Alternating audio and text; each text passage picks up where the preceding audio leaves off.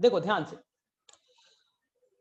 तो मैंने बताया था बेटा ये चैप्टर सबसे आसान है, प्लांट फिजियोलॉजी का सबसे आसान चैप्टर है, वो मिनरल न्यूट्रिशन को माना जाता है, छोटा चैप्टर है।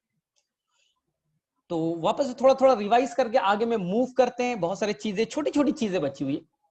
मैंने बोला था बेटा टोटल जो 17 एलिमेंट है ना, जो प्लांट के लिए एसेंशियल है, 17 जो एलिमेंट है वो प्लांट के लिए बेटा जरूरी है, उसकी ग्रोथ के लिए बेटा एसेंशियल है।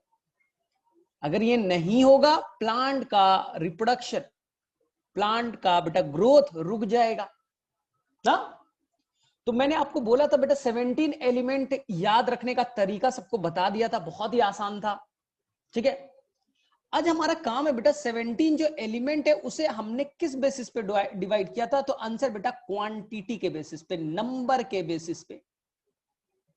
प्लांट में अमाउंट ज्यादा अमाउंट में चाहिए या कम अमाउंट में चाहिए, हमने क्वांटिटी बेटा ना अमाउंट के बेसिस पे आपको मैंने दो पार्ट्स में डिवाइड करके बताया था। मोर देन 10 मिलीमोल वाला ये कहलाया था मैक्रो, और कम वाला बेटा लेस देन 10 मिलीमोल, तो ये कहलाया था आपको माइक्रो वाला।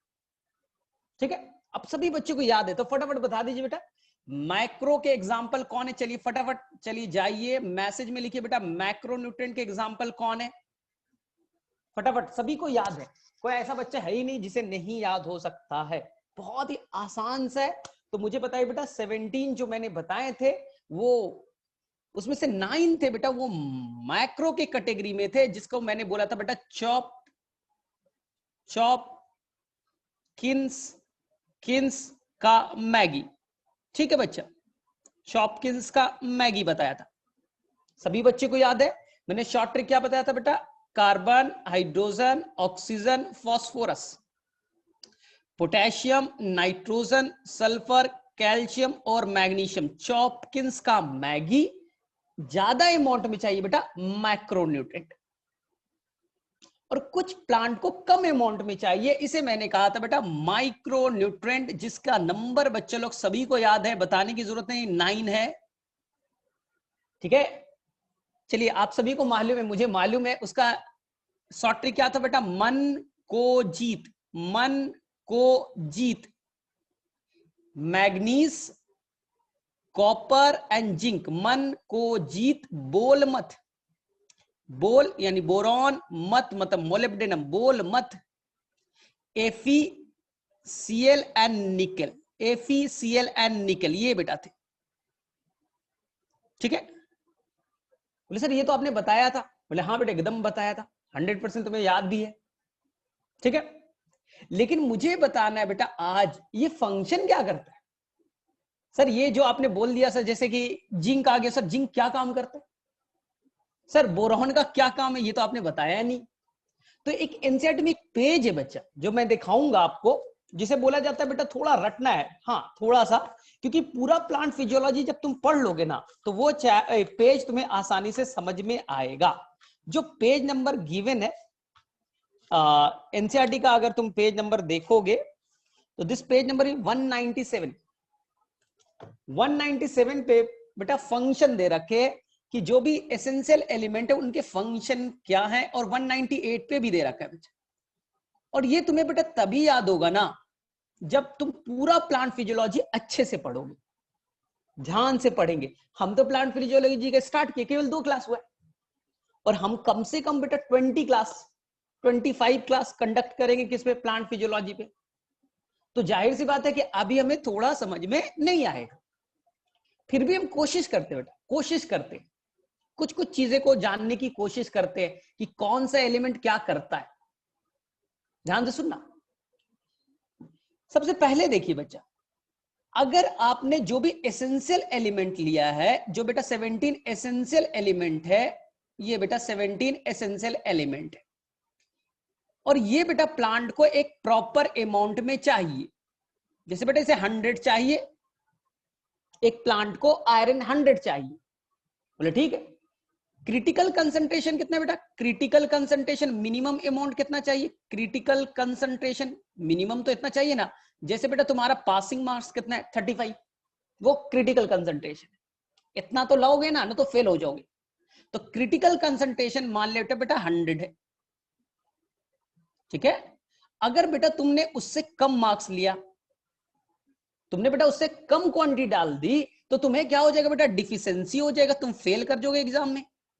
घर वाले बेटा बहुत मारेंगे तुम्हें, थप्पड़ वप्पड़ पड़ेगा कि ऑनलाइन क्लास में क्या करता था भाई ना, इतना पैसा भी खर्च किया, इतना मोबाइल पे दिन भर था, क्या पढ़ता था, जब बेटा तुम्हारे 40 भी नहीं आ रहे, ठीक है। तो डिफिशिएंसी सिम्टम हो जाएगा, जिसे मैंने आपको बताया था बच्चे लोग, उसमें क्लोरोफिल नहीं बनेगा, क्लोरोसिस हो जाएगा।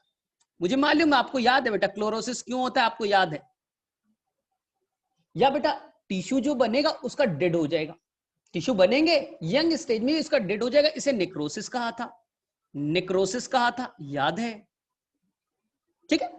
इसी तरह से बताया था बेटा कि जो सेल डिवीजन है उसका रेट बेटा, सेल डिवीजन का जो रेट है वो घट जाएगा, ये भी बताया था आपको, बोले हाँ सर याद है।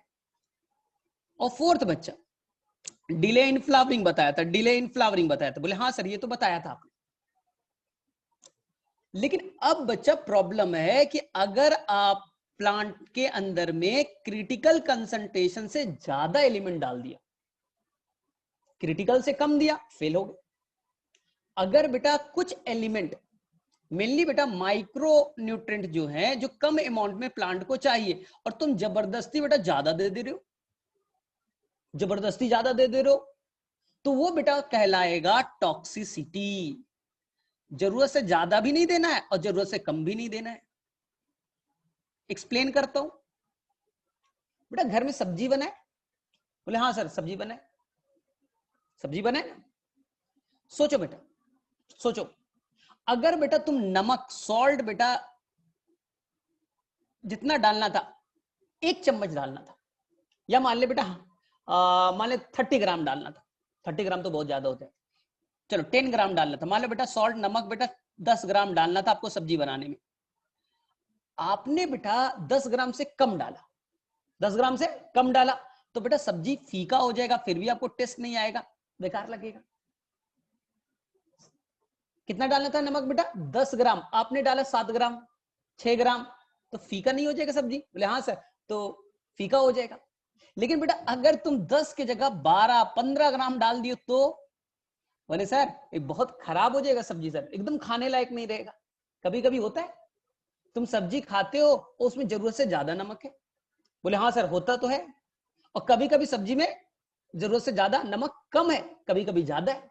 तो अगर बेटा कम हो गया तो इसे कहेंगे डिफिशिएंसी, अगर ज्यादा हो गया तो बोलेंगे टॉक्सिसिटी, टॉक्सिक हो गया। बोले सर कैसे टॉक्सिक हो सकता है, तो मैं बता रहा हूं बेटा, अगर प्लांट को एमएन बेटा मैग्नीज 100 चाहिए, कितना चाहिए बेटा 100, अगर मैग्नीज का अमाउंट अब बेटा लगातार 110, 120, 130 जरूरत से ज्यादा देते जा रहे हो, रोटी बेटा तुम्हें 3 खाना था और तुम बेटा खाए जा रहे हो, आज खा लिया 5 रोटी, रात में थोड़ा पेट दर्द होगा, कल फिर 5 रोटी, परसों फिर 5 रोटी, बेटा पेट खराब हो जाएगा, मोटे हो जाओगे। अब हमें देखना है बेटा एमएन चाहिए बेटा 100 अमाउंट में, आपने बेटा क्वांटिटी बढ़ा दिया, 110 कर दिया, 120 कर दिया, 150 कर दिया, तो ये बेटा प्लांट में टॉक्सिक इफेक्ट लाएगा। जरूरत से ज्यादा डाला तब भी नुकसान, जरूरत से कम दो तब भी नुकसान। रोटी 3 खाना था, 2 खाया, 1.5 खाया तब भी प्रॉब्लम, ज्यादा खाया तब भी प्रॉब्लम। जैसे बेटा नमक का मैंने बहुत अच्छा सा एग्जांपल आपको दिया, और इसे टॉक्सिक कैसे हो सकता है, ध्यान से सुनो। अब हमारा टॉपिक है बेटा एमएन टॉक्सिसिटी, मैग्नीज कैसे बेटा प्लांट के अंदर टॉक्सिक रोल प्ले करेगा। मैग्नीज टॉक्सिसिटी बेटा हाफ पेज में एनसीईआरटी में गिवन है, एनसीईआरटी ने हाफ पेज इस पे लगाया है बच्चा, और कहानी 1 मिनट की है, कहानी बेटा 1 मिनट की है, लेकिन समझाने में एनसीईआरटी ने पूरा पेज ले लिया। समझते, बोले ठीक है सर एमएन टॉक्सिसिटी समझते। देखिए सबसे पहले ये प्लांट, ये बेटा आपका रूट हेयर, ये stem, nodes, and this one is the leaf, this one is the leaf. देखिए ध्यान से, अगर प्लांट के अंदर में एमएन का अमाउंट ज्यादा है, Mn का अमाउंट ज्यादा है, मैग्नीज का अमाउंट ज्यादा है, तो वो क्या करेगा बच्चा, मिट्टी से आयरन और मिट्टी से बेटा मैग्नीशियम को एब्जॉर्ब करने से रोकेगा। ध्यान से सुनना, मिट्टी में आयरन है, मैग्नीशियम भी सफिशिएंट अमाउंट में है, लेकिन Mn बेटा गेट कीपर है, बैठा हुआ है रूट पे, रूट हेयर पे बैठा हुआ है बेटा, तुम्हें ऑब्जॉर्व भी नहीं करने, तुम्हें बेटा रूट के अंदर जाने से रोक देंगे, आयरन को इंटर करने से रोक देगा, Mg को बेटा अंदर जाने से रोक देगा। सर कैसे? जस्ट लाइक बेटा किसी ऑफिस में चले जाओ, तुम्हारे स्कूल में मैं चला जाऊं तो क्या गेट कीपर मुझे नहीं रोकेगा? बोले कहां से आ गए हो आप? तुम बेटा प्राइम मिनिस्टर के घर चले जाओ तो क्या बेटा तुम्हें नहीं रोकेगा? सेम Mn क्या करता है, एब्जॉर्प्शन ऑफ आयरन और मैग्नीशियम को रोकता है ये बेटा। तो प्लांट के अंदर में किसकी कमी हो गई? Mn ज्यादा है, तो कमी किसकी हो गई बेटा? आयरन की। किसकी कमी होगी? मैग्नीशियम की। मिट्टी में तो है लेकिन जा नहीं रहे, पहला प्रॉब्लम। सेकेंड प्रॉब्लम को ध्यान से सीखिएगा, कैल्शियम को आने से, एब्जॉर्ब होने से नहीं रोकेगा। कैल्शियम है बेटा Ca+2, कैल्शियम को बोलेगा ठीक है तुम आ सकते हो, रूट के अंदर आओ, कोई दिक्कत नहीं। और रूट में आओगे तो जाओगे कैसे ऊपर? तुम्हें तो भाई साहब ऊपर जाना है ना, स्टेम में जाना है, लीफ में जाना है, कैसे जाओगे? तो बोलेगा जाइलम से जाएंगे, ये जाइलम है, जाइलम से हम लोग ऊपर चले जाएंगे। जाइलम एक पाइप है, ऊपर से खींचा जाएगा, कुछ ट्रांसपिरेशन होता है, ताकत होता है, खींचेगा और पानी के थ्रू बेटा हम ऊपर चले जाएंगे, मस्त। वहां स्टेम में चले जाएंगे, लीफ में चले जाएंगे, प्रॉब्लम सॉल्व। बोला ठीक। तो कैल्शियम को बेटा आने से मना नहीं करेगा, कैल्शियम को एब्जॉर्ब करने देगा, लेकिन अपर पार्ट में बेटा मूव नहीं करने देगा, ऊपर में बेटा मूव नहीं करने देगा, जाइलम से मूवमेंट को रोकेगा। इसी को कहते हैं बच्चा लोग, जाइलम से मूवमेंट के प्रोसेस को कहते हैं ट्रांसलोकेशन। जब भी पानी, मिनरल्स जाइलम से जाए, ट्रांसलोकेशन वर्ड यूज करते। तो कैल्शियम आ तो गया रूट में, ऊपर में ट्रांसलोकेट नहीं हो रहा है, ऊपर पार्ट में पहुंच नहीं पा रहा है, तो यहां बेटा कैल्शियम की कमी हो गई, कैल्शियम की कमी हो गई। तो मैग्नीज ने दूसरा कारनामा कर दिया, बेटा आने तो देंगे, ऊपर नहीं चढ़ने देंगे, ट्रांसलोकेट नहीं करने देंगे, तो अपर पार्ट में कैल्शियम की कमी हो जाएगी। दूसरा प्रॉब्लम। बोले ठीक। बोले तीसरा क्या है सर? देखिए ध्यान से, ये लीफ में बेटा कोई एंजाइम है, देखिए यहां एंजाइम है, ये एंजाइम इस तरह का होता है, ये बड़ा सा बना देता, ये बेटा एंजाइम है, दिस इज एंजाइम। एंजाइम में ये पार्ट होता है बेटा एक्टिव साइट, जहां पर आके सबस्ट्रेट वगैरह बाइंड करते हैं, सबस्ट्रेट को प्रोडक्ट में कन्वर्ट करना है। ये मान लीजिए बच्चा ये येलो वाला सबस्ट्रेट है, आके बाइंड करेगा एंजाइम से और वो बेटा प्रोडक्ट में टूट जाएगा। अब यहां एंजाइम से आया बाइंड करने के लिए कौन? सबस्ट्रेट आ रहा है, लेकिन इस एंजाइम को एक्टिवेट होना है, ये एंजाइम बेटा अभी इनएक्टिव है, इसको एक्टिवेट करने के लिए एक आयंस की जरूरत पड़ेगी बेटा, एक आयंस की हेल्प जरूरत पड़ेगी, जिसका नाम है बच्चा लोग Mg, मैग्नीशियम आयन है। इसे मैग्नीशियम आयन की जरूरत पड़ती है। एंजाइम को एक्टिवेट होने के लिए क्या चाहिए? Magnesium ion. बुलाया गया, मैग्नीशियम आ जाओ, बोला ठीक आ रहे हैं, मैग्नीशियम आने के लिए रेडी है। लेकिन बच्चा यहां पास बैठा हुआ कौन है? यहां पर बेटा बैठा हुआ है Mn। चारों तरफ से कौन बैठा हुआ है बेटा? Mn, क्योंकि आपने Mn का कंसंट्रेशन बढ़ा दिया है, तो वो बेटा मैग्नीशियम को जुटने नहीं देगा। आपने Mn का, मैग्नीज का लेवल बेटा प्लांट के अंदर बढ़ा दिया, तो वो बेटा मैग्नीशियम को एंजाइम के साथ जुटने नहीं देगा, तो एंजाइम एक्टिवेट नहीं होगा। एंजाइम एक्टिवेट नहीं होगा तो बेटा काम नहीं होगा। हर काम कौन करता है? एंजाइम, वो कैटलिस्ट है। तो यहां पर मैग्नीशियम बाइंड नहीं कर रहा है, क्यों? Mn उसे बाइंड नहीं करने दे रहा है, कॉम्पीट कर रहा है, सामने में बैठ गया है, तुम्हें जाने ही नहीं देंगे। कंसंट्रेशन किसका ज्यादा है? Mn का, वो बेटा Mg को बाइंड नहीं करने दे रहा है एंजाइम से, एंजाइम का एक्टिवेशन ब्लॉक। अब बताइए बेटा क्या क्या प्रॉब्लम हुआ? समराइज कर लीजिए फटाफट।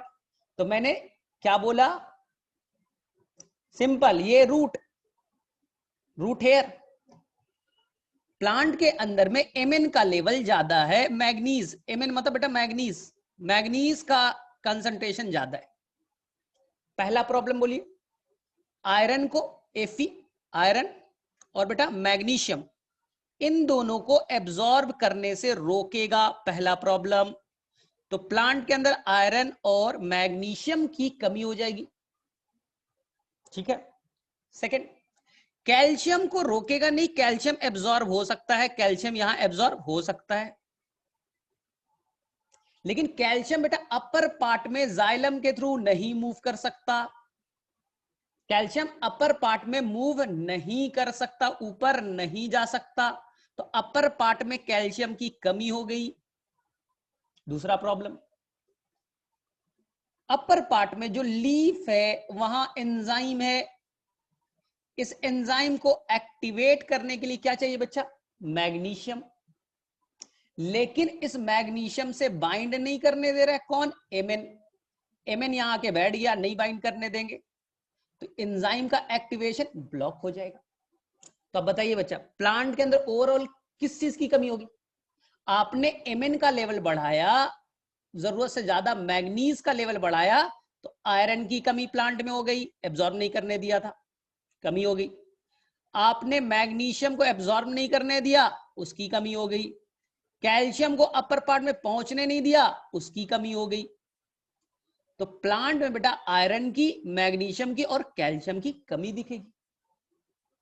अब आयरन नहीं है, क्लोरोफिल नहीं बनेगा, मैग्नीशियम नहीं है, क्लोरोफिल नहीं बनेगा, कैल्शियम नहीं है, सेल डिवाइड नहीं करेगा। तो अब इन तीनों की कमी का बेटा प्लांट में प्रॉब्लम दिखना स्टार्ट होगा। आयरन की कमी से प्रॉब्लम होगा, मैग्नीशियम की कमी से प्रॉब्लम होगा, कैल्शियम की कमी से प्रॉब्लम होगा। सर कौन सा प्रॉब्लम होगा, तो एनसीईआरटी लिखता है बेटा उस प्लांट का जो लीफ होगा, ये प्लांट, ये रूट, इसका बेटा जो लीफ है, इसका जो बेटा लीफ है, और लीफ में होते हैं बच्चे लोग, ये होता है मिडरिप, ये होता है बेटा वेललेट। तो बीच बीच में ब्राउन स्पॉट दिखने लगेगा ना, जब वेन वगैरह है बेटा वहां पे स्पॉट दिखने लगेगा। एनसीईआरटी कहेगा बच्चा इस ब्राउन स्पॉट को brown spot at chlorotic vein, chlorotic vein, जहां पर वेन है बच्चा वहां पास ब्राउनिश कलर आने लगा, वेन बेटा टूटने लगा।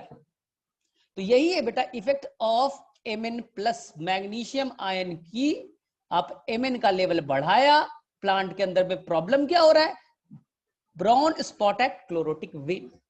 चलो बच्चों लोग फटाफट रेडी हो जाइए और पेज नंबर निकालिए 199, 199, और वहां देखिए बच्चा टॉक्सिसिटी ऑफ माइक्रोन्यूट्रिएंट कहीं मिला,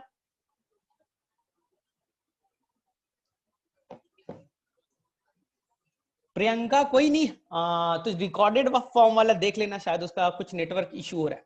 चलो बच्चों लोग किसे किसे मिल गया brown spot at chlorotic vein, page number 199, हाँ चलो ठीक है, किसे किसे मिल गया फटाफट बेटा हैंड रेस कीजिए, किसे किसे बेटा brown spot at chlorotic vein मिल गया।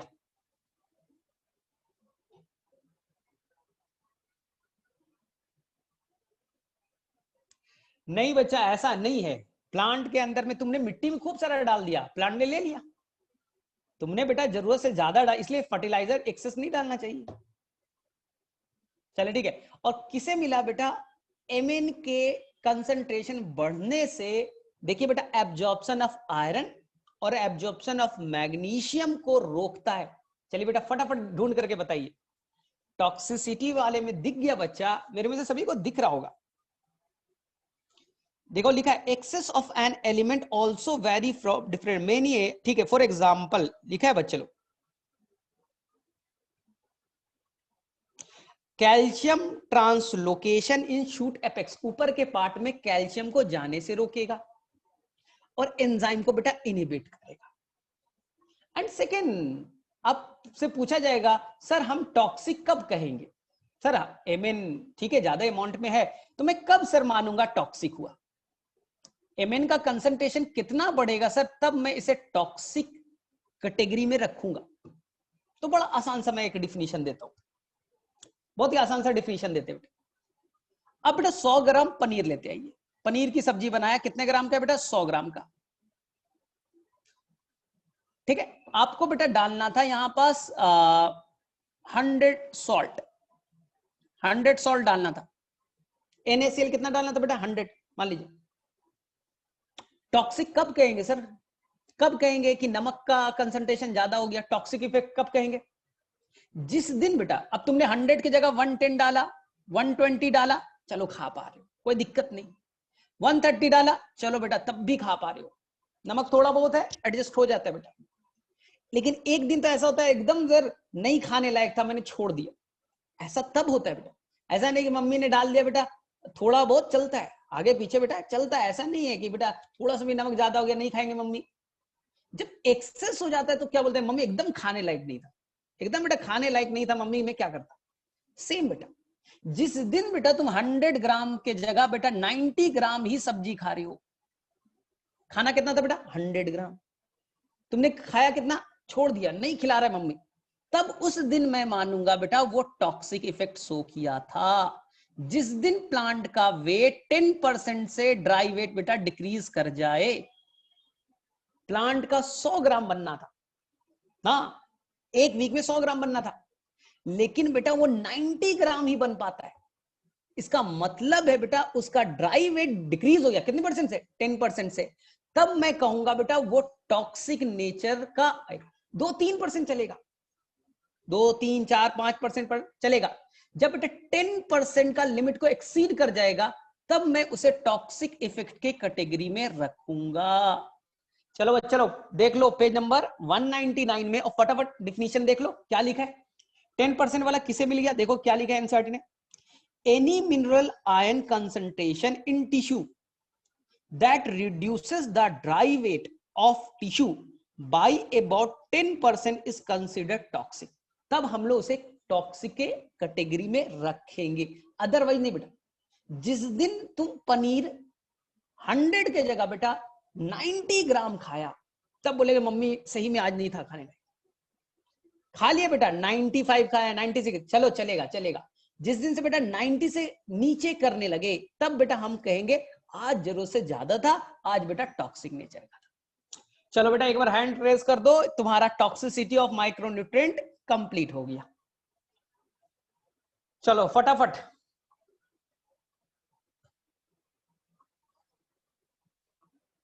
और आसान सा है, इसमें कौन सा टेंशन है बेटा, कौन सा टेंशन है?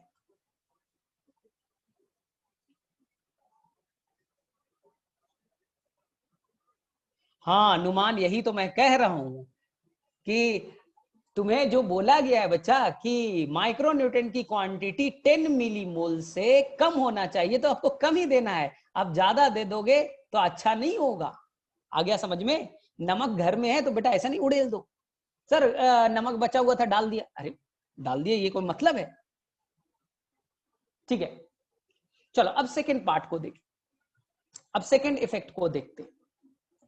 अब बोलेंगे सर जो 17 एलिमेंट है सर वो फंक्शन क्या करते हैं? 17 एलिमेंट को एनसीईआरटी ने बेटा on the basis of function 4 part में डिवाइड किया है। जो आपके एसेंशियल एलिमेंट है, ठीक है, on the basis of quality काम क्या करते हैं, उस बेसिस पे एनसीईआरटी ने बेटा 4 पार्ट्स में डिवाइड किया है, बहुत ही आसान है। ठीक है, 4 पार्ट्स में डिवाइड करते हैं, देख लो ध्यान से, पेज नंबर देख लो बच्चे लोग 196। बोले सर क्या है?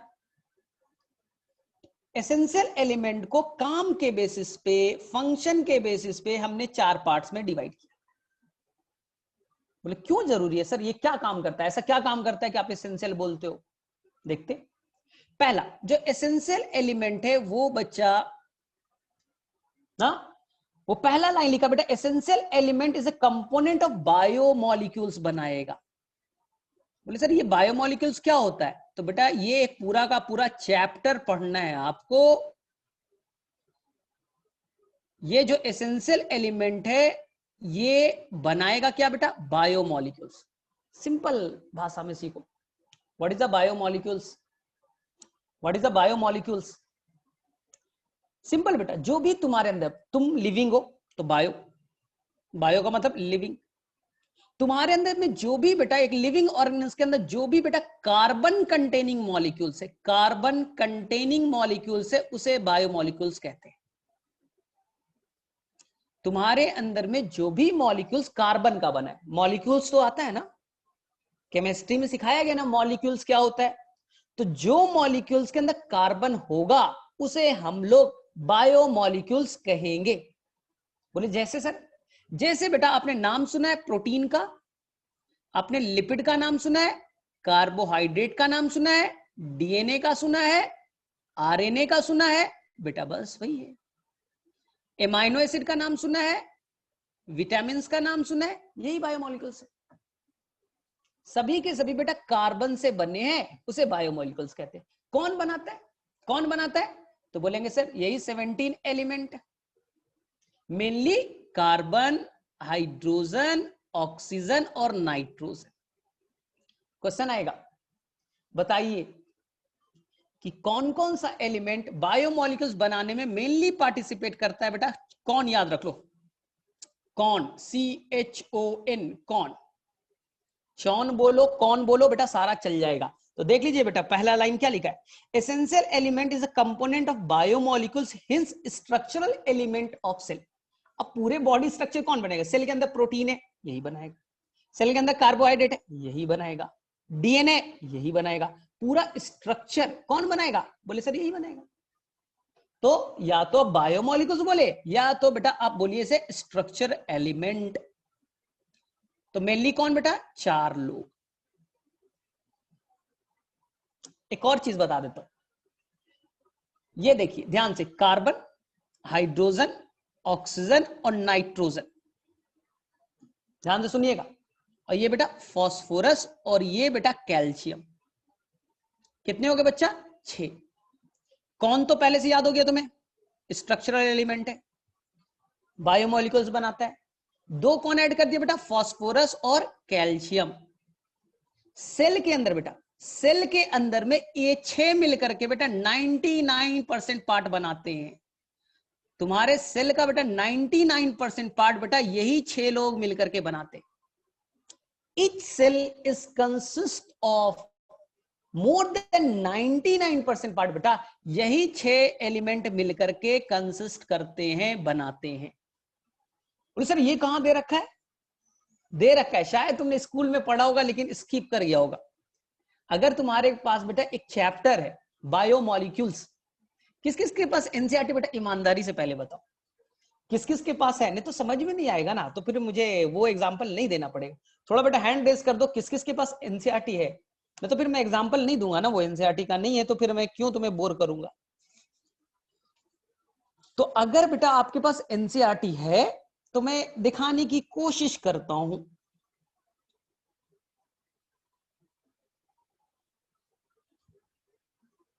ठीक है, देख लीजिए बच्चा, पेज नंबर निकालिए 143, पेज नंबर बेटा 143, 143 पेज नंबर।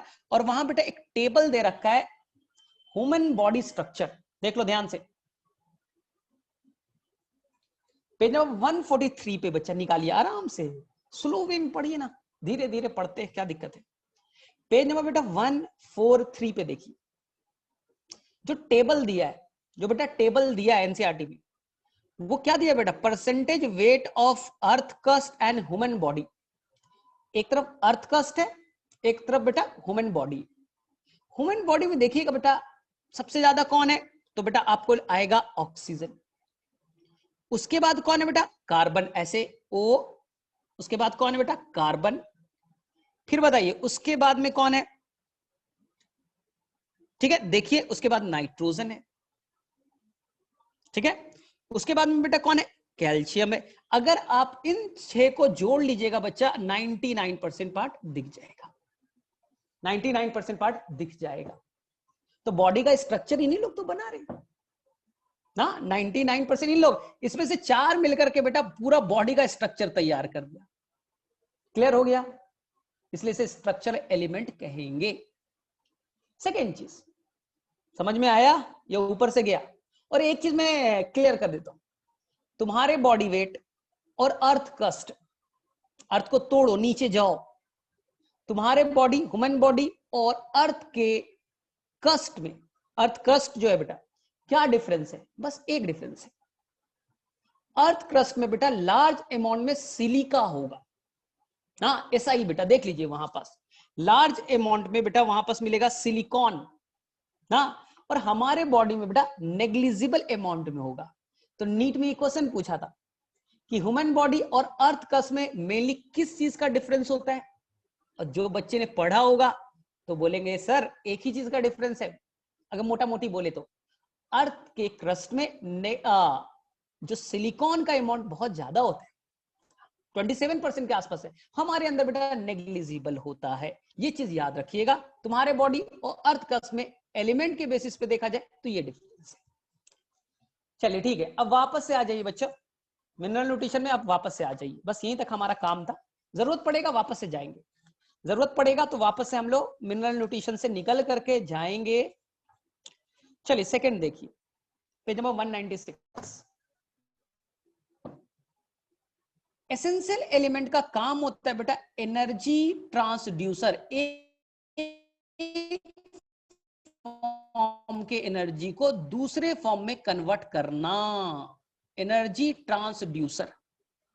एनर्जी ट्रांसड्यूसर मतलब बेटा एक फॉर्म की एनर्जी को दूसरे फॉर्म में कन्वर्ट करना। बोले सर कैसे? देखते, आपने लाइफ में बेटा एक नाम सुना होगा क्लोरोफिल, आई थिंक सभी ने नाम सुना है बेटा, क्लोरोफिल बड़ा इंपॉर्टेंट होता है। क्लोरोफिल के बेटा मेन जो सेंटर पे बैठा होता है बेटा Mg, मैग्नीशियम। क्लोरोफिल के सेंटर पे कौन होता है बेटा? मैग्नीशियम। इस मैग्नीशियम के अंदर ताकत है बेटा, यही सनलाइट को पकड़ता है और इस सन के एनर्जी को बेटा केमिकल एनर्जी एटीपी में कन्वर्ट कराता है। तो सन की एनर्जी बेटा लाइट एनर्जी और एटीपी क्या है? Chemical energy. एक फॉर्म की एनर्जी को दूसरे फॉर्म में कन्वर्ट करने की ताकत मैग्नीशियम के अंदर है बच्चा, इसलिए मैग्नीशियम को कहते हैं एनर्जी ट्रांसड्यूसर। प्लांट पे लाइट गिरा, मैग्नीशियम ने उस लाइट को पकड़ा, एनर्जी को पकड़ा और केमिकल एनर्जी एटीपी के फॉर्म में कन्वर्ट कर दिया, इसलिए मैग्नीशियम बेटा एनर्जी ट्रांसड्यूसर की कैटेगरी में आता है। इसी तरह से आप सुनते हो बच्चा एक बड़ा, हमारे अंदर में एनर्जी करेंसी कौन है? एटीपी। सर ये एनर्जी करेंसी क्या है? तुम्हारे बेटा पैकेट में कितना पैसा, ये इंपॉर्टेंट है। अमेरिका में बेटा डॉलर का इंपॉर्टेंट है, ठीक है, सभी जगह कहीं युआन का इंपॉर्टेंट है, अलग अलग कंट्री पैसा का अलग अलग, सबका करेंसी अलग है। यानी तुम्हारे पास कितने पैसे बेटा, हम लोग बोले कितना पैसा है, कितना करेंसी है, तो हमारे बॉडी में जो एनर्जी का मापने वाला पार्ट है बेटा वो एटीपी है। तुम्हारे बॉडी में जो भी खर्च हो रहा है बेटा, जो भी खर्च हो रहा है या बन रहा है एनर्जी, उसे मापने का तरीका बेटा एटीपी। इसी एटीपी के फॉर्म में स्टोर्ड होता है। जब एनर्जी बना तो स्टोर्ड हो गया एटीपी में, जब जरूरत हुआ तो टूट गया। फुल फॉर्म है बेटा एडिनोसाइन ट्राइफॉस्फेट। तो यहां पर बेटा क्या होता है ना कि 3 फॉस्फेट होते हैं, नाम है ना adenosine triphosphate, 1 phosphate, 2 phosphate, 3 phosphate. कितने फॉस्फेट बेटा? 3। तो ये जो फॉस्फेट फॉस्फेट जो बेटा बॉन्ड है ना, 2 फॉस्फेट के बीच जो बेटा बॉन्डिंग है उसमें एनर्जी होता है, और जरूरत पड़ा तो बेटा ये एटीपी टूट गया, ये बेटा बॉन्ड को तोड़ दिया, तो क्या बन गया? ये बेटा 2 फॉस्फेट वाले एक साथ रह गए, एडिनोसाइन डाइफॉस्फेट, और 1 फॉस्फेट बेटा अलग हो गया, और ये वाला एनर्जी बीच में बॉन्ड टूटा, वो एनर्जी बेटा आप अपने लिए यूज कर लो। आपका कोई भी प्रोसेस हो रहा है, ब्रेन काम कर रहा है, एटीपी चाहिए, फूड को डाइजेस्ट करना है, एटीपी चाहिए, जो भी काम कर रहा है एटीपी चाहिए। कहां है एटीपी? क्या करता है? तो एटीपी में 2 फॉस्फोरस है बेटा, उसमें बॉन्ड है, इस बॉन्ड को तोड़िए, एनर्जी देगा, उस एनर्जी से काम कर लीजिए। तो एनर्जी ट्रांसड्यूसर के अंदर एक और आ गया एलिमेंट बेटा जिसका नाम है फॉस्फोरस, जो एनर्जी प्रोवाइड करने में बड़ा इंपॉर्टेंट है। मैग्नीशियम एक फॉर्म के दूसरे फॉर्म में कन्वर्ट करता है, तो अब बताइए, एनर्जी ट्रांसड्यूसर के अंदर दो एलिमेंट का नाम पूछा जाएगा एग्जाम में, तो बोलेगा सर बहुत आसान है, Mg और बेटा फॉस्फोरस। हो गया बच्चा कंप्लीट, याद हो गए? तो देख लिए बच्चा पेज नंबर 196 को देखिए, और वहां क्या लिखा है, उन्होंने एसेंशियल एलिमेंट को 4 कैटेगरी में डिवाइड किया बेटा, on the basis of function. पहला बायोमोलिक्यूल्स बनाएगा, स्ट्रक्चर बनाएगा बॉडी का। दूसरा, essential element R component of energy related. बेटा एनर्जी हमारे अंदर कौन दे रहा है? एटीपी टूट रहा है, एटीपी में क्या है? फॉस्फोरस है, बॉन्डिंग से टूटेगा, तो बड़ा इंपॉर्टेंट है। तीसरा बच्चा ध्यान से सुनिएगा, ये थोड़ा सा आपको बाउंस कर सकता है, लेकिन बेटा थोड़ा कंसंट्रेट कीजिए। आपके बॉडी में बेटा ये एंजाइम है, ये देख लीजिए, ये एंजाइम है, ध्यान से सुनिएगा। इस एंजाइम को काम करने के लिए बच्चा, इस एंजाइम को काम करने के लिए चाहिए बेटा एक्टिवेटर। इसे एक्टिवेट करना है, ये काम करेगा, लेकिन बेटा फास्ट काम कराना है ना, इसे अच्छे से कंट्रोल वे में काम कराना है, तो इसके लिए चाहिए बच्चा एक्टिवेटर। एक्टिवेटर कौन है बेटा? यही है कुछ, जैसे यहां पास है बेटा जिंक कुछ एंजाइम को एक्टिवेट करता है। कुछ जगह पे बच्चा, कुछ जगह पे मैग्नीशियम, बेटा मैग्नीशियम जो है एंजाइम को एक्टिवेट करने में काम आता है। कहीं कहीं पे बेटा मोलिब्डेनम जो है बेटा, वो एंजाइम को एक्टिवेट करने में काम आता है। तो ध्यान से सुनिए, मैंने क्या बोला? एंजाइम को एक्टिवेट करने में कुछ मेटल्स की जरूरत है। कुछ जगह पे जिंक, कुछ जगह पे मैग्नीशियम, और कुछ जगह पे बेटा मोलिब्डेनम। बोले सर मोलिब्डेनम हमने नाम सुना है, सर मोलिब्डेनम का नाम सुना है। मोलिब्डेनम सर कहां एक्टिवेट करेगा? तो मोलिब्डेनम बेटा आपको मैंने एक एंजाइम बताया था जिससे नाइट्रोजन फिक्सेशन होता है बेटा, नाइट्रोजिनेज। आप बच्चों को याद आ रहा है? पिछले क्लास में शायद मैंने बताया होगा, नाइट्रोजिनेज एक एंजाइम है जो नाइट्रोजन फिक्सेशन में इन्वॉल्व होता है।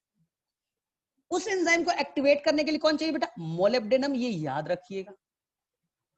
रखिएगा। बोले सर मैग्नीशियम कहां होता है? अभी आने वाला एक चैप्टर है जिसका नाम है बेटा फोटोसिंथेसिस। एक चैप्टर आएगा बेटा फोटोसिंथेसिस, एक चैप्टर आएगा रिस्पिरेशन। तो वहां पास एक एंजाइम का नाम लेंगे बच्चा, जो अभी शायद बाउंस कर जाए, लेकिन याद रखिएगा बेटा उसका नाम है रुबिस्को। फुल फॉर्म में मत जाइए, अभी डिटेल से करेंगे। एक एंजाइम आएगा बच्चा पेप्को, रुबिस्को आएगा, पेप्को नाम आएगा, हम लोग बहुत डिटेल से पढ़ेंगे। अभी टेंशन मत लीजिए, बस याद रखिए फोटोसिंथेसिस कुछ प्रोसेस है, वहां कुछ एंजाइम आएगा, उस एंजाइम को मैग्नीशियम एक्टिवेट करेगा, खत्म बेटा। ठीक है? को का मतलब केवल याद रखिए बेटा कार्बोक्सिलेज, को का मतलब कार्बोक्सिलेज याद रखिए। तो एनसीईआरटी लिखेगा बेटा कार्बोक्सिलेज एंजाइम को एक्टिवेट करने में मैग्नीशियम का बड़ा इंपॉर्टेंट रोल है। याद हो गया? बोले सर केवल एक लास्ट बता दो सर, जिंक क्या करेगा? तो ये बेटा आप खोज करके बता दीजिए पेज नंबर 196 पे, तो मुझे लगेगा आप भी थोड़ा पढ़ाई कर रहे हो। चलो केवल मुझे बता दीजिए जिंक कौन से एंजाइम को एक्टिवेट करेगा, ये पेज नंबर 196 पे थोड़ा सा ढूंढ करके बता दीजिए। चलो देखते हैं सबसे पहले किसे मिलता है।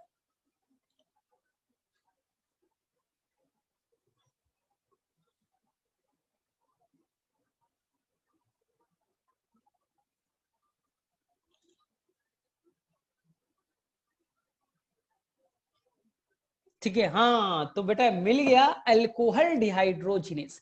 जिंक एक्टिवेट करेगा किसे? अल्कोहल डिहाइड्रोजिनेस को। चलिए बेटा मैग्नीशियम, ये बताइए मोलिब्डेनम किसे एक्टिवेट करेगा? एनसीईआरटी में ढूंढ करके बताइए। मोलिब्डेनम, तो याद रखिएगा मोलिब्डेनम एक्टिवेट करेगा नाइट्रोजिनेस को। ठीक है? और मैग्नीशियम किसे एक्टिवेट करेगा?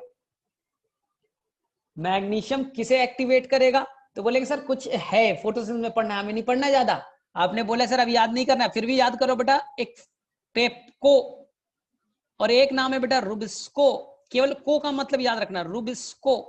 को का मतलब कार्बोक्सिलेज, कार्बोक्सिलेज ना। फोटोसिंथेसिस में कोई एंजाइम होगा जो CO2 को पकड़ेगा, तो नाम होगा कार्बोक्सिलेज। उस कार्बोक्सिलेज को एक्टिवेट करने के लिए चाहिए बच्चा Mg, मैग्नीशियम। चलो ठीक है, इतना हो गया। And the fourth one, and the fourth one बच्चा, आगे में एक और चैप्टर आएगा, ये तुमने 10th में ही पढ़ा है कि सर ये स्टोमाटा दिन में कैसे खुलता है सर और रात में कैसे बंद हो जाता है। ये हमें सर 10th में थोड़ा बहुत तो पढ़ा था सर, लेकिन भूल गए। ये सर अभी खुल गया सर और रात में बंद होता है सर, ऐसा क्यों होता है सर, ऐसा क्यों होता है। तो मैं बहुत डिटेल से पढ़ाने वाला हूं, बहुत डिटेल से पढ़ाने वाला हूं, लेकिन एक लाइन में थोड़ा समझाता हूं। ये देखिए अभी सुबह का टाइम है बेटा, अभी स्टोमाटा ये बेटा बंद है, कोई बीच में पोर वोर नहीं है, बंद है, ये बंद है। इसे खोलना है बेटा, ये ऐसे खोल देना है, ये ऐसे खोल देना है। बीच में जो पोर है यही तो स्टोमाटा है, यही बेटा स्टोमाटा है। बोले सर कैसे खुलेगा, ध्यान से सुनिए। ये बेटा जो व्हाइट वाला है इसे आप बेटा याद कीजिए, आपने क्लास 10th में इसे कहा था बेटा गार्ड सेल। तो सर क्यों गार्ड सेल कहते बताइएगा। गार्ड क्या करता है, ATM मशीन के बाहर गार्ड क्या करता है, देखता है कब ओपन करना है कब बंद करना है।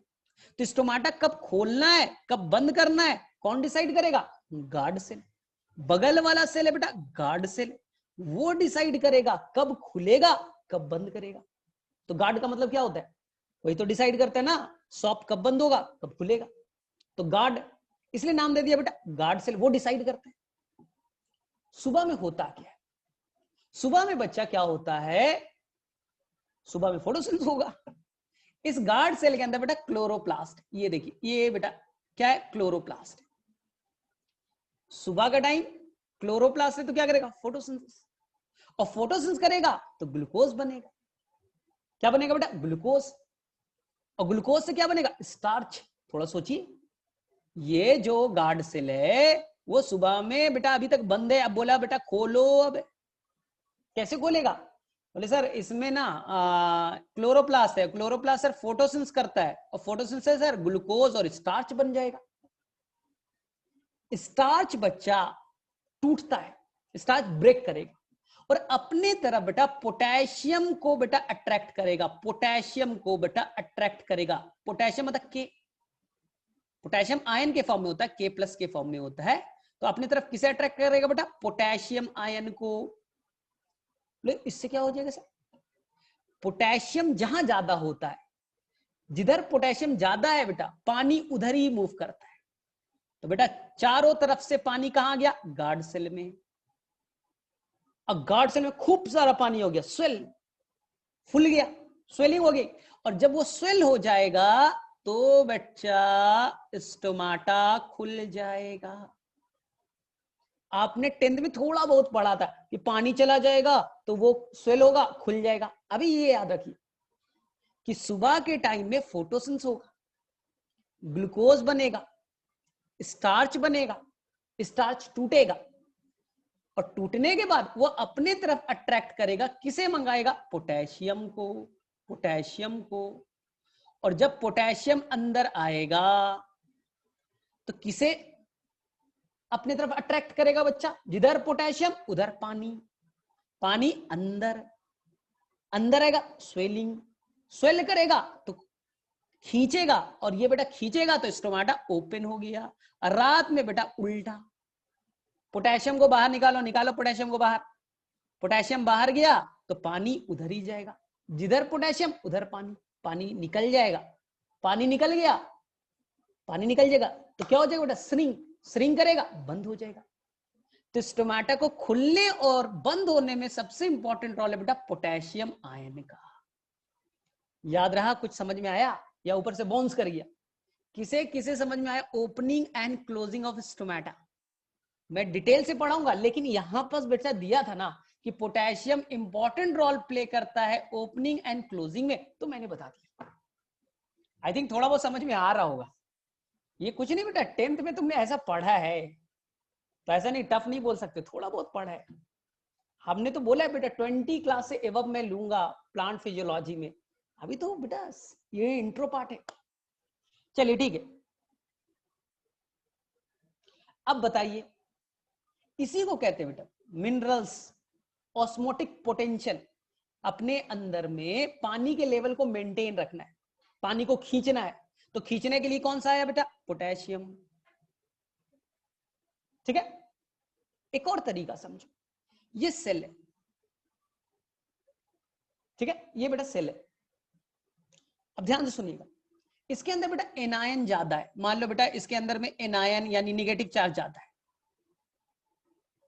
सेल उसमें एनायन ज्यादा है, केटायन कम है, प्लस कम है, केटायन कम है और एनायन ज्यादा है, ओवरऑल क्या हो जाएगा, बोलेंगे सर केटायन कम है एनायन ज्यादा है, ओवरऑल नेगेटिव चार्ज हो जाएगा।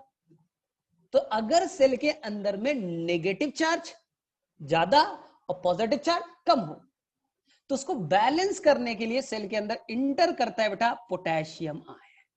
इसलिए हम लोग कहते हैं केटायन एनायन बैलेंस में पोटेशियम का बड़ा इंपॉर्टेंट रोल है। पोटेशियम पे कैसा चार्ज, पॉजिटिव, अब न्यूट्रलाइज कर देगा। इसका उल्टा करते हैं, अगर सेल के अंदर में केटायन पॉजिटिव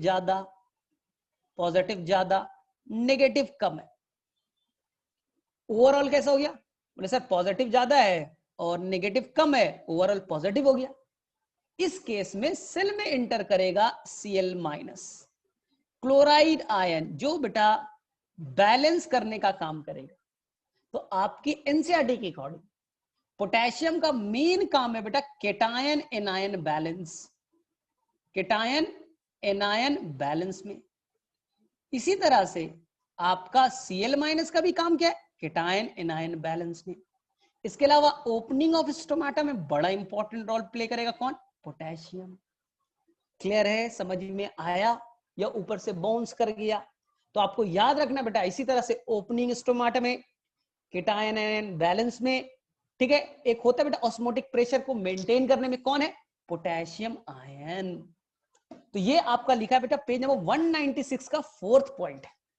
196 का अगर फोर्थ पॉइंट को आप देखिएगा तो लिखा है क्या, देखो, some essential element can alter the osmotic potential. Osmotic potential वही बेटा cation anion balance of a cell. Potassium play an important role in opening and closing of stomata. You may recall the role of minerals as solute in determining अब water potential क्या है, तो हम लोग आगे के चैप्टर में पढ़ेंगे, ये आज अभी का चैप्टर का नहीं है, आगे के चैप्टर में हमें पढ़ना है। चलो ठीक है, अब फटाफट अब इजी कर देते, यानी डिफिकल्ट पार्ट तुमने कर लिया, अब इजी पार्ट पे आते।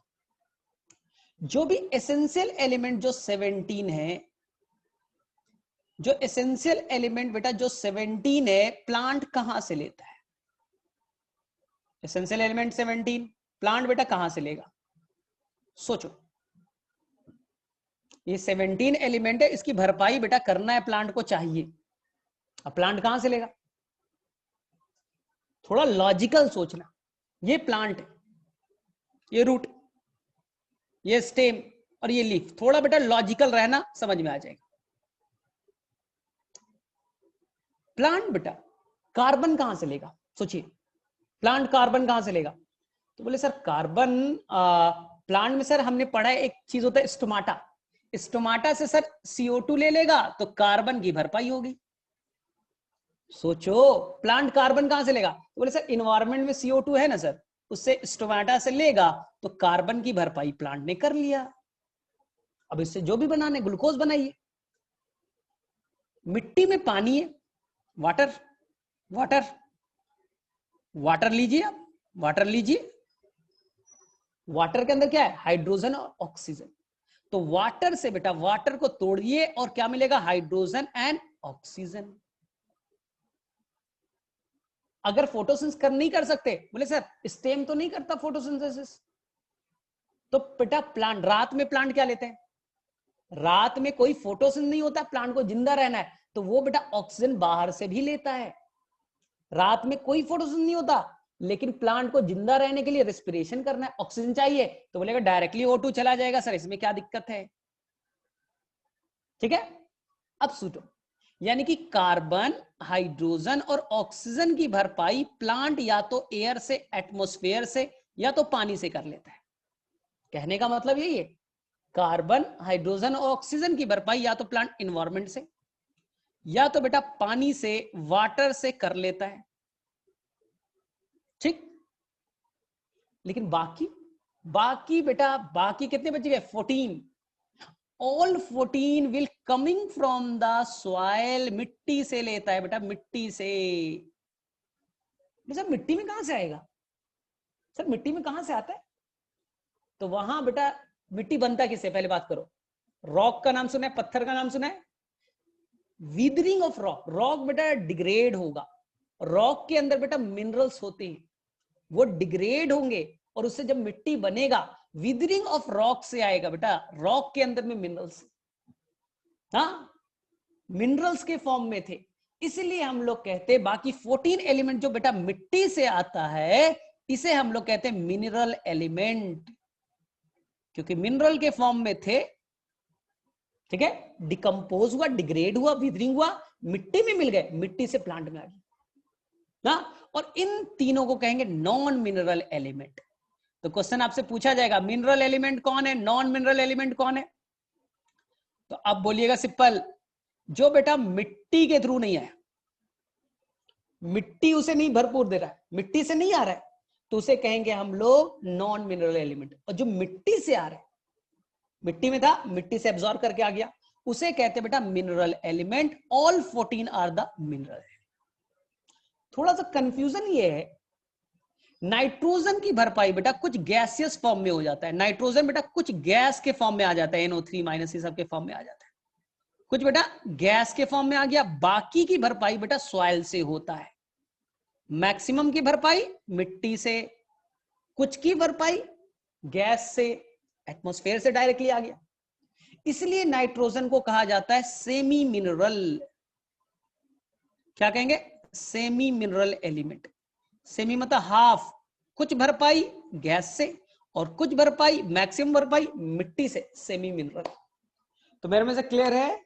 और सिंपल बेटा ये तो आता है, पत्थर टूटेगा, डिग्रेड होगा, पत्थर के अंदर मिनरल्स थे ना, वो बेटा डिग्रेड हो रहे, विदरिंग हो रहा है, मिट्टी में कन्वर्ट हुए और मिट्टी से प्लांट में गया। तुम्हारे घर में पत्थर वत्थर नहीं है तो बेटा डालिए, फिर फर्टिलाइजर डाल के डालिए।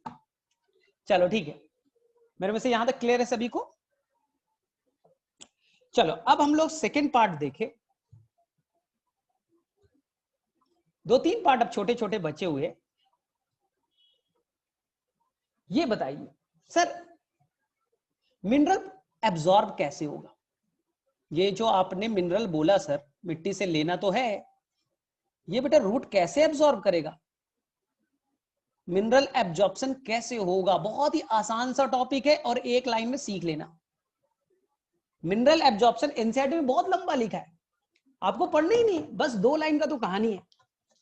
आप अगर पेज नंबर देखोगे 199, सबसे लास्ट टॉपिक बच्चे, 199 का लास्ट टॉपिक देखेंगे तो mechanism of absorption of minerals दे रखा है, और मेरे अकॉर्डिंग बेटा 2 लाइन का है। लाख लिखते रहे, 2 लाइन का है। बोले सर क्या? अब बेटा एक एक्सपेरिमेंट करो, एक सेल ले लो, ये देखिए एक सेल ले लो, आइसोलेटेड सेल, एक सिंगल सेल ले लीजिए। ये बेटा सेल मेम्ब्रेन है, ये सेल मेम्ब्रेन है, ये बेटा न्यूक्लियस है और ये बेटा साइटोप्लाज्म। ठीक, और ये बच्चा जो रेड कलर से मैं बना रहा हूं, ये बेटा सेल वॉल है। ध्यान से सुनिएगा, ये बेटा रेड वाला क्या है? सेल वॉल है। ब्लू वाला क्या है बेटा? सेल मेम्ब्रेन है। ध्यान से, ये चीज अगर आएगा तभी आपका कहानी क्लियर हो पाएगा। एनसीईआरटी कहता है कि जब साइंटिस्ट ने एक्सपेरिमेंट किया, एक सिंगल सेल पे, एक आइसोलेट करके सिंगल सेल ले लिया या बेटा टिश्यू ले लिया, ठीक है, तो ये रेड वाला बेटा सेल वॉल है, याद रखिएगा ये पूरा बेटा सेल वॉल है। नीला वाला क्या है? सेल मेम्ब्रेन है। बोलता है मिनरल का एब्जॉर्प्शन 2 फेज में होगा। ध्यान से बच्चा, एनसीईआरटी का क्या लाइन है? अगर आप एक्सपेरिमेंट करेंगे तो मिनरल के एब्जॉर्प्शन के 2 फेज आएंगे। पहला फेज आएगा फर्स्ट फेज, जहां से मिनरल्स सेल वॉल को होते हुए क्रॉस करेगा। देखिए ये कोई मिनरल्स है, केटायन वेटायन होगा, कहां से क्रॉस हो रहा है? सेल मेम्ब्रेन को क्रॉस नहीं किया है, अभी सेल वॉल के होते हुए चल रहा है, मेम्ब्रेन को क्रॉस नहीं किया है। ये बेटा फर्स्ट फेज है, जिसे एनसीईआरटी कहेगा एपोप्लास्ट। एपोप्लास्ट ये बेटा फास्ट होगा और इसमें कोई बेटा एटीपी की खर्च नहीं होगा, नो एटीपी, यानी ये पैसिव प्रोसेस होगा। ये क्या होगा बेटा? Passive process. बोले ठीक। अब बाहर बाहर चल रहा था, अब सेल के अंदर इंटर करेगा। देखिए अब सेल के अंदर इंटर कर रहा है, कहां गया? साइटोप्लाज्म में। तो सेकेंड फेज में बताइए बच्चा, फर्स्ट फेज बाउंड्री से बाहर था, अब सेकेंड फेज स्टार्ट हो रहा है। सेकेंड फेज में इसे कहेंगे बेटा सिम्प्लास्ट। सिम का मतलब होता है टुगेदर और प्लास्ट का मतलब होता है साइटोप्लाज्म। देख लीजिए, एक और इजी कर दूं। एपो का मतलब अवे, दूर, और प्लास्ट का मतलब साइटोप्लाज्म। साइटोप्लाज्म से दूर चल रहा है। देखिए कहां चल रहा था? साइटोप्लाज्म अंदर है और ये बेटा बाहर है, एपोप्लास्ट, अवे फ्रॉम साइटोप्लाज्म। अब ये अंदर आ गया, अंदर आ गया, अंदर आ गया, साइटोप्लाज्म के अंदर है, सिम्प्लास्ट। अब बताइए ये मेम्ब्रेन को क्रॉस किया या नहीं किया? बोले सर ये सो मेम्ब्रेन को क्रॉस करके साइटोप्लाज्म में आ गया, इसलिए बेटा क्रॉस करके आया, डिफिकल्ट है इसलिए स्लो प्रोसेस होगा। और इसमें बेटा खर्च होगी एटीपी। क्या खर्च होगा बेटा? एटीपी। याद रहेगा? कोई डिफिकल्ट है? कोई बेटा क्या डिफिकल्ट है? बहुत ही आसान है। किसी को कोई कंफ्यूजन? दो फेज में होगा, एक बार और सीख लो और कोई दिक्कत नहीं। ये बच्चा एक सेल बना दो, ये प्लाज्मा मेम्ब्रेन है, ये बेटा न्यूक्लियस है, इतना बना सकते हो? बोले हाँ, डन। और ये बेटा रेड वाला है, ये सेल वॉल है, ये सेल वॉल है। थोड़ा मोटा बना दे क्योंकि आसानी से आपको पता चल सके। बोले हाँ सर, डन। ये बेटा सेल वॉल है, तुमने मिनरल डाल के छोड़ दिया, एक्सपेरिमेंट करना है, मिनरल डाल के छोड़ दीजिए, सोडियम जो भी डालना है, आयरन डालिए, कैल्शियम डालिए, मैग्नीशियम डालिए। तो ये पहला फेज होगा जब वो सेल वॉल को से होते हुए जाएगा, साइटोप्लाज्म से टच नहीं कर रहा है, साइटोप्लाज्म के कांटेक्ट में नहीं है, अवे फ्रॉम साइटोप्लाज्म है, इसलिए नाम दिया apoplast. A for away, प्लास्ट, away from cytoplasm. तो कहां चल रहा है बेटा? सेल वॉल पे चल रहा है, फास्ट होगा, एटीपी नहीं चाहिए, यानी पैसिव प्रोसेस है। ये बेटा फर्स्ट फेज है। अब अंदर आ जाइए, अब अंदर आ जाइए, मेम्ब्रेन को क्रॉस कीजिए। अब कौन सा हो गया बेटा? अब मेम्ब्रेन को क्रॉस करके अंदर आ जाइए और अंदर में साइटोप्लाज्म के हेल्प से चलिए, साइटोप्लाज्म में अब चलिए। तो क्या कहेंगे? क्रॉस करके अंदर से आ गया, तो सेकंड फेज हो गया सिम्प्लास्ट। सिम मतलब टुगेदर और प्लास्ट मतलब साइटोप्लाज्म। अब साइटोप्लाज्म के अंदर आ चुका है, क्या होगा बेटा? सेकंड फेज, स्लो प्रोसेस होगा एंड दे रिक्वायर्ड एटीपी, यानी ये एक्टिव प्रोसेस होगा। मिनरल्स अगर अंदर आ जाए, मिनरल्स सेल के अंदर आ जाए, इस प्रोसेस को कहेंगे बेटा इनफ्लक्स। केटायन एनायन सेल के अंदर आ रहा है, अंदर आना इनफ्लक्स, और सेल से अगर बाहर मिनरल्स जा रहा है, केटायन एनायन, इफ्लक्स। याद रहेगा? या आप बेटा कोई दिक्कत है? बोलिए फटाफट। चलो बेटा हैंड रेस कर दो जिसे जिसे ये समझ में आ गया। एपोप्लास्ट और सिम्प्लास्ट दो मेथड।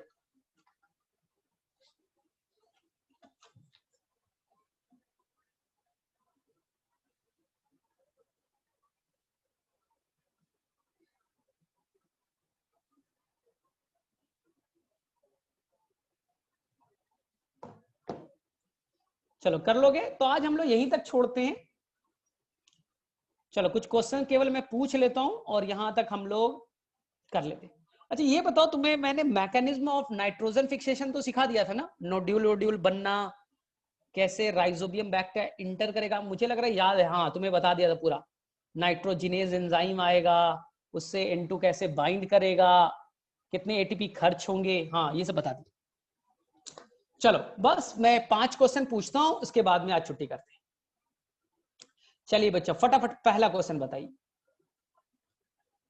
द फर्स्ट क्वेश्चन, ठीक है।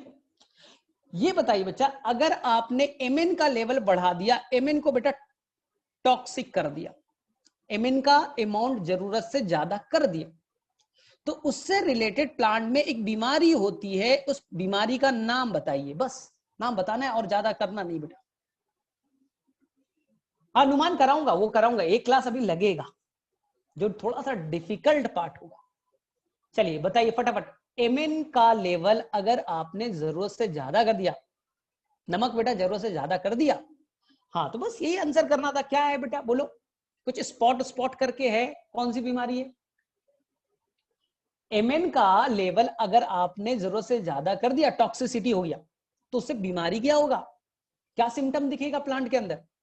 तो बोले सर सिंपल है, देखो एनसीईआरटी और बताओ। बोले sir brown spot at chlorotic vein, brown spot at chlorotic vein, हो गया कंप्लीट। चलिए ठीक है, 3 ऐसे एलिमेंट का नाम बताइए बेटा जो नॉन मिनरल के कैटेगरी में आते हैं। 3 ऐसे एलिमेंट का नाम बताइए जो नॉन मिनरल के कैटेगरी में आते हैं। 2 तरह के एलिमेंट होते हैं, मिनरल, नॉन मिनरल। मिट्टी से आता है, मिट्टी में होता, मिट्टी से आया, और जो मिट्टी से नहीं आया, इन्वायरमेंट या पानी से आया, वो नॉन मिनरल होता है, कार्बन, हाइड्रोजन और ऑक्सीजन। बाकी बच्चे क्या कर रहे हैं, सो गए क्या सभी? चलो इस बार सभी को आंसर देना, कौन सा मिनरल स्टोमाटा के ओपनिंग एंड क्लोजिंग के लिए रिस्पॉन्सिबल है? बहुत अच्छे से बताया, कौन सा एलिमेंट स्टोमाटा के ओपनिंग एंड क्लोजिंग के लिए रिस्पॉन्सिबल है? आंसर सिंपल, पोटेशियम, केवल के लिख दीजिए, हो गया। अच्छा बताइए, जो बच्चा जिंक नाम का जो एलिमेंट है, वो किस एंजाइम को एक्टिवेट करने में पार्टिसिपेट करता है? Zinc will activate which enzyme, zinc will activate which enzyme?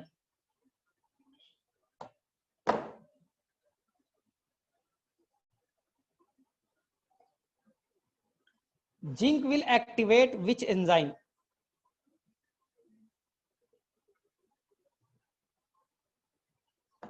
Zinc will activate which enzyme? Answer alcohol डिहाइड्रेट। चलिए मोलिब्डेनम का बता दीजिए फटाफट, molybdenum will activate which enzyme? बोलिए, molybdenum nitrogenase, molybdenum nitrogenase, correct. चलिए ये बताइए, स्ट्रक्चरल एलिमेंट यानी जो बायोमोलिक्यूल्स बनाने वाले 4 एलिमेंट कौन कौन है, जिसे हम स्ट्रक्चरल एलिमेंट कहते हैं? जो स्ट्रक्चर, कौन, CHON। अच्छा, हमारे बॉडी में और अर्थ के कस्ट में किस एलिमेंट का डिफरेंस है?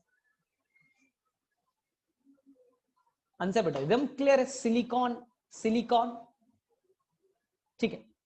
अच्छा ये बताइए बेटा, एक बैक्टीरिया का नाम बताइए जो डीनाइट्रिफिकेशन करता है। आज नहीं पढ़ा है, पहले पढ़ाया था, थोड़ा सा चेक कर लेता हूं। ऐसे एक बैक्टीरिया का नाम बताइए जो डीनाइट्रिफिकेशन करता है, किसी को याद है? हाँ साक्षी ने बताया, हाँ अनुमान ने भी बताया, बेटा बाकी लोग भी याद रखिए ना, स्यूडोमोनास और Thiobacillus, Pseudomonas and Thiobacillus. Nodules का कलर पिंक कलर का होता है, क्यों? नोड्यूल्स याद है, लेग्यूम प्लांट में नोड्यूल्स होते हैं, उनका कलर पिंक और रेड कलर का होता है, क्यों? आंसर बेटा उनके अंदर होते हैं लेग हीमोग्लोबिन। अच्छा, nitrogenase is highly sensitive towards, एक एंजाइम है नाइट्रोजिनेज जो सेंसिटिव है टुवर्ड्स ऑक्सीजन। रुबिस्को और पेप्को नाम के एंजाइम को एक्टिवेट करने के लिए कौन सी एलिमेंट चाहिए?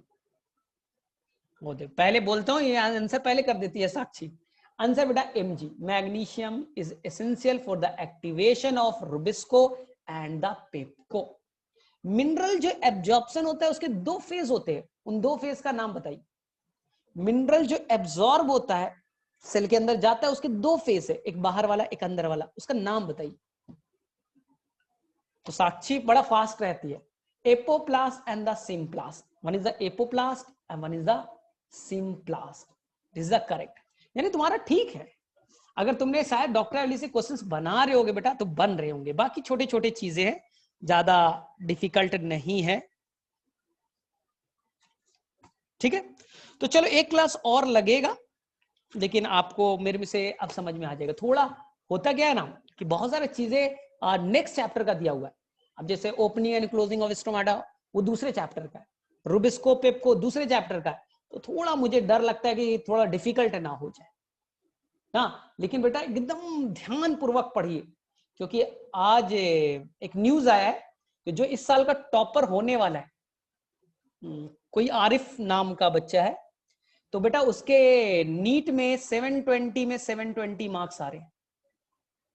अभी नहीं, रिजल्ट नहीं आया, रिजल्ट आया नहीं है, लेकिन बेटा उसने अपना आंसर की चेक कर लिया है और मेडिकल के हिस्ट्री में पहली बार रिकॉर्ड बनेगा, 100% 720 में 720 मार्क्स लाने वाला पहला बच्चा बनेगा। आज तक मेडिकल के एंट्रेंस में किसी ने नहीं लाया है। तो इकबाल आरिफ या ऐसे ही कुछ नाम है, तो उसने बेटा 720 आउट ऑफ 720, तो पूरा कोटा में हंगामा मची है।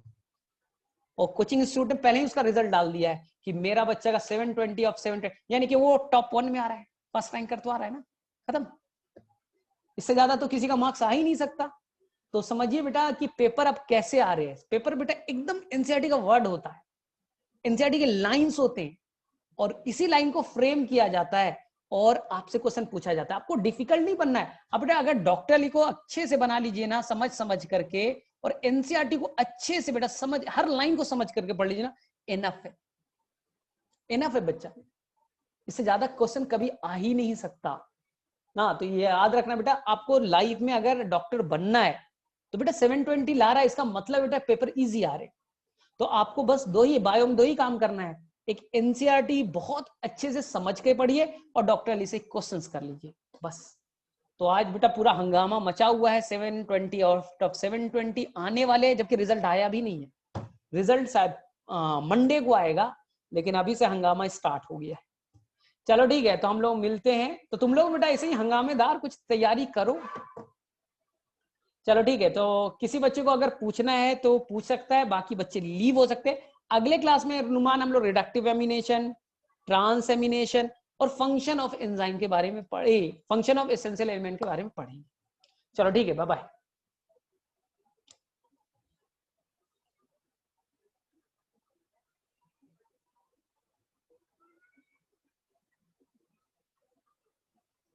Good night, thank you, bye bye.